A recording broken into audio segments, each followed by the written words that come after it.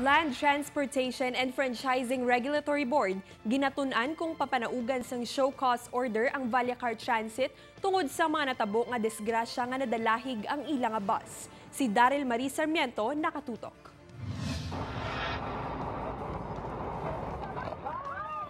Duha ka asod-asod nga insidente nga nadalahig ang pampubliko nga bus nga ginapanagihan sang Vallacar Transit.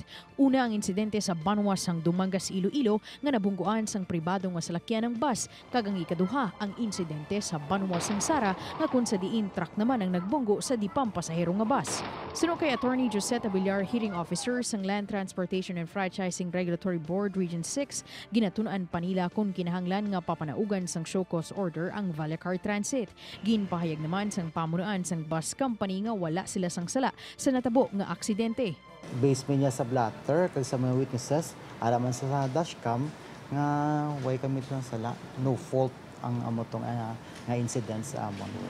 Dugang pa ni Flores may ginasunod nga proseso ang kompanya sa tion nga mahibaluan nga mayara ini sila sang salabton. Nag-investigate ginanamon, gapangay kami ng sang blatter. And then nagano kami sa mga witnesses namon regarding sa accident. Dako man nga bulig sa imbestigasyon suno sa Vallacar Transit Incorporated ang dashboard cam agud mas klaro nga mahibaluan ang matuod-tuod nga natabo sa aksidente.